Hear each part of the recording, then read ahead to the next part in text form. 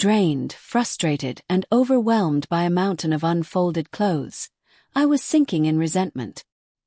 He walked in late again, and without looking up from the laundry, I let the words escape. "You're not my love anymore.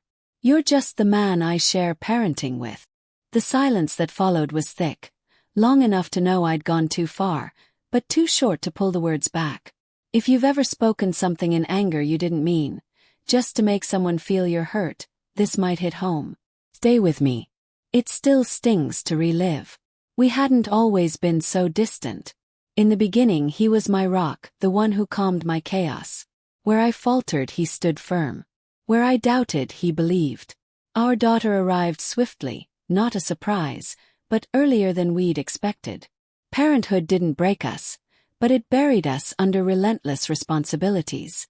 We forgot who we were before we became a family.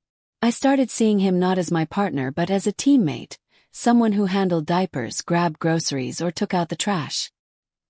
He began treading carefully, as if scared of overstepping or falling short, always exhausted, always unsure. And me. I grew bitter, my heart growing colder each day. One night, after putting our daughter to bed, I folded laundry in silence. He sat nearby, staring at his phone. We hadn't touched in weeks, hadn't really spoken in months. Then he broke the stillness. "Do you still care for me?" I stopped, clutching a tiny dress, searching for words.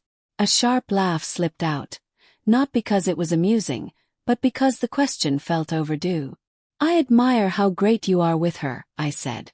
"But sometimes it feels like I'm just co-managing parenthood with a stranger."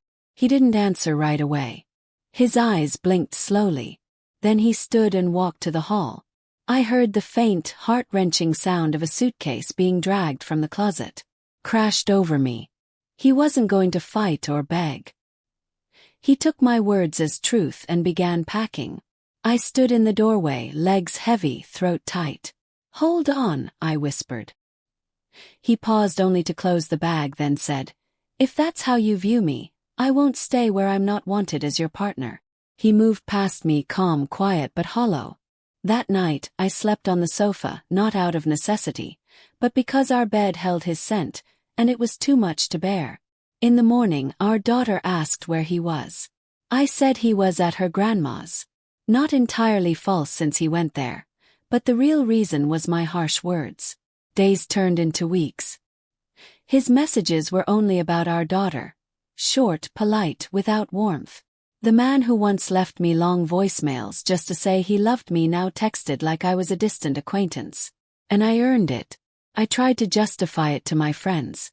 We were already growing apart. I said he stopped showing he cared. But deep down I knew that wasn't true. He did show he cared. I just stopped seeing it. He made my coffee just the way I liked even when we were at our coldest. He massaged my shoulders when I was aching, even when I didn't acknowledge it. He called me darling until I flinched at the word. I pushed him away word by word, until that night when I struck the final blow. I thought he'd come back.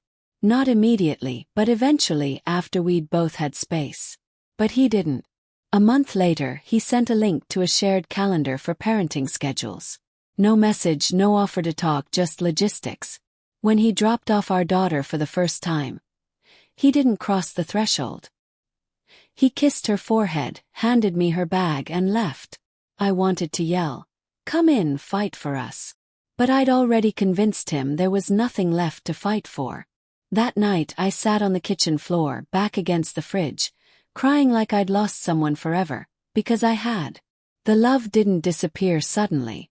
It eroded slowly through silences, sighs, and one careless word too many. If you've ever looked at someone you still loved and wondered how you pushed them so far, you know this pain. Weeks later, we sat in a mediator's office discussing custody, visits, and holidays. He wasn't angry. He seemed at ease. And I hated it.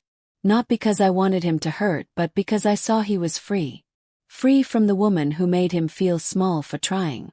Free from the bitter version of me who chose pride over love. I was left with a title, single mother.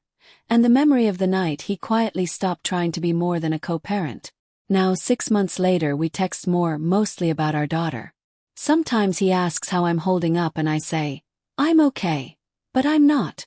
The words I used to hurt him worked. And the worst part, he believed them. If this story stirs something in you, if you've ever used words to push someone away before they could wound you, or if you replay that one phrase you wish you could take back, know you're not alone. Here's what I've learned. Sometimes you don't lose someone in a heated argument. You lose them in the silence that follows a single piercing sentence. They don't leave in anger. They leave because they finally believe you never truly wanted them to.